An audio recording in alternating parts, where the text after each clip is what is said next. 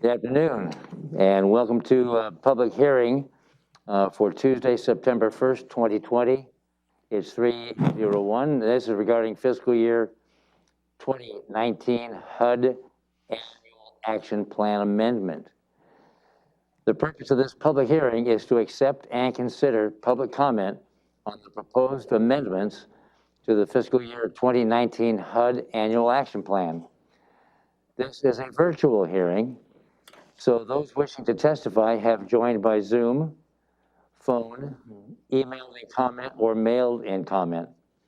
If you wish to testify, please visit the Thurston County homepage online and select the announcements of public hearings on the left-hand side. The information to join this public hearing remotely has been posted in that location. If you do not wish to testify but would like to listen in and follow along, please watch the live stream through the Thurston County YouTube channel to help us manage attendance. Staff Tom Webster and Jacinda Stelgis will provide information on this topic. Assuming those on Zoom wish to testify, I will read your name aloud, and I'll read the names on the sign-up sheet 3 at a time. So those who wish, if there's extra people coming in, I'm not sure there will be. We have overflow room downstairs. After Zoom and in-person attendees testify, we will ask those on any conference call, I don't think there's conference call, to testify. You'll have 3 minutes to testify. Time may not be given to another person. And when you're called on, please state your name and address for the record. And the clerk of the board has the timer. And when you testify, we will count down from 3 minutes to 1. So the public hearing is now open. And Tom Webster and Jacinda Stelgis will now present background information on the proposal, written comments submitted, and any additional information requested by the board. So thank you for joining us, Jacinda and Tom, and you're on. Great, thank you, commissioners. So as part of the CARES Act, the county received an allotment of $717,852 of community development block grant COVID funding. And this is funding that is specifically to respond to the COVID-19 pandemic. HUD requires us to amend our 2019 action plan to spend these funds and to have a public hearing to inform the public of how we intend to use those funds and to accept public comment. As part of a regional effort, we've discussed with leaders from other jurisdictions, including Lacey and Tumwater and South County and the City of Olympia, on how to use these funds. As part of that process, we've identified 3 areas for the use of these funds. The first is up to $174,282 for food assistance activities. This includes funding to the Thurston County Food Bank and senior services for the South Sound Meals on Wheels program, which they're going to expand to those who need to quarantine at home but don't have access to meals.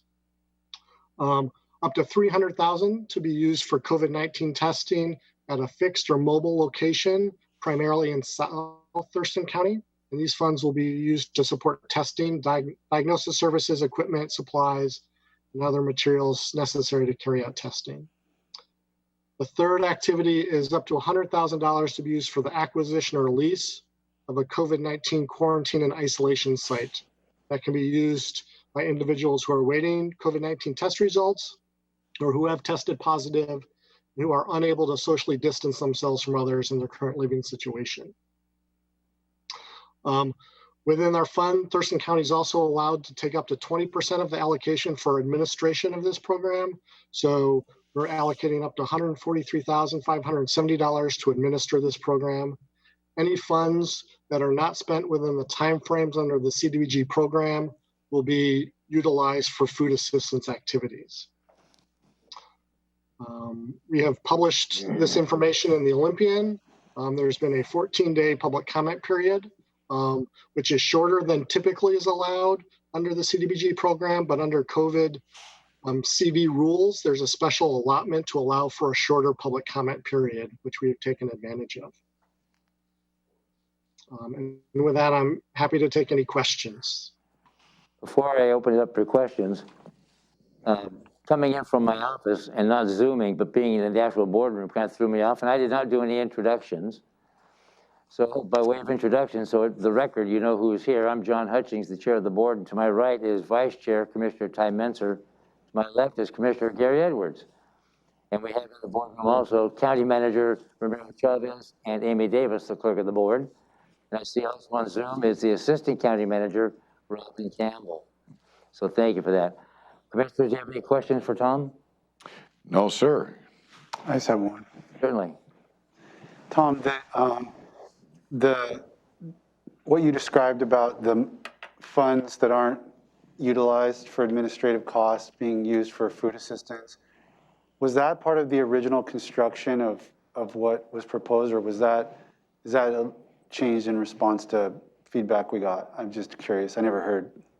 That was actually a part of the original plan. We did mention that as we were developing it. So that was not in response specifically to Lacey, but that was the plan from once we developed this plan. That was built into our initial plan to redirect any funds not spent for administration to food assistance.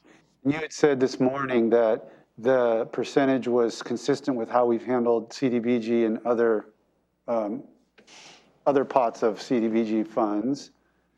Is that true also of this provision that if the funds administrative funds aren't utilized, they go back to be reallocated, or is this unique to this pot? No, that is correct. That is, as you say, in past years, the CDBG regulation allows for 20% for admin. There's a time frame for when that administration fund needs to be spent. Any funds from that pot that is not spent automatically becomes program funds, and we need to spend them on a program eligible activity. So in past years, we have rolled over small amounts of administrative funds that have not been used in time for additional program activities. So when you say a small amount, are we talking about 1%, 3%? Do you just ballpark off the top of your head? Do you know the answer to that? It really varies from year to year, depending on what the nature of the projects is and how much administration they require. Construction projects require more. And so those years we tend to spend all 20% of our admin.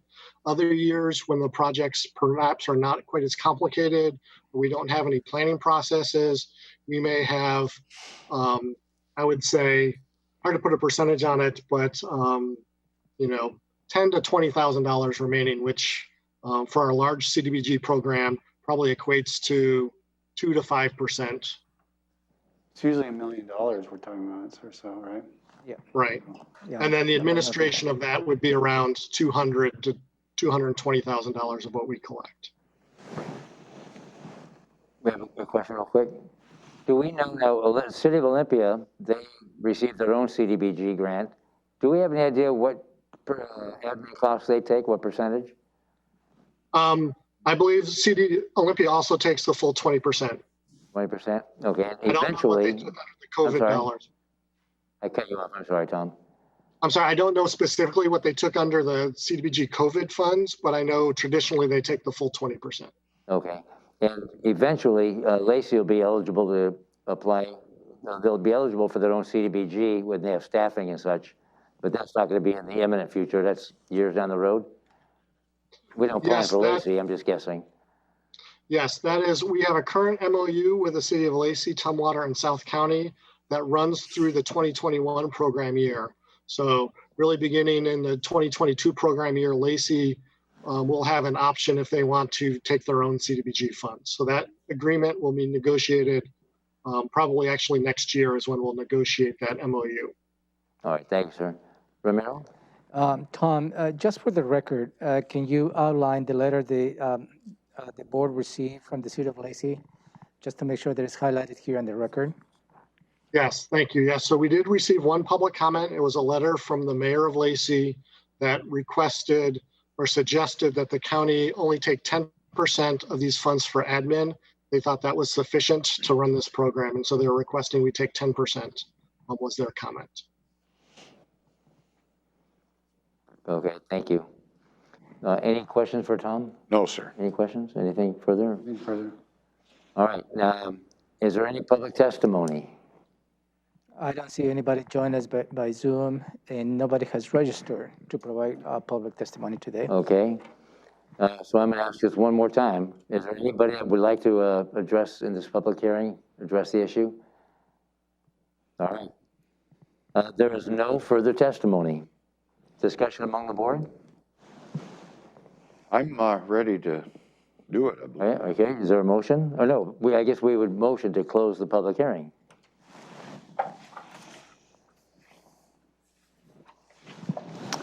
I'll move to close the public hearing. Second? Been moved and seconded to close the public hearing. Any further discussion? No, sir. Nope. Nope. The public hearing is now closed. And what is the pleasure of the board? I'm willing to make a motion. Sounds like we have support for a motion to approve fiscal year 2019 Housing and Urban Development Annual Action Plan Amendment and authorize the chair of the Board of County Commissioners to sign the HUD Form SF-424 and approve submission of the plan to HUD, and authorize the Director of Public Health and Social Services to sign the applicable program certifications, CDBG subrecipient contracts, and amendments that do not change the approved dollar amount or duration of the contracts by more than 10%. Second? It's been moved and seconded to approve this. Any further discussion? I'd just like to thank Tom for all of his hard work And Jacinda, thank you. and crew, I guess. And crew. Anything else? Thank you. No, thank you. All right, then it's been moved and seconded. All in favor, say aye. Aye. Aye, that motion carries unanimously. Thank you, Tom. Thank you, Jacinda. Thank you very much. We are adjourned.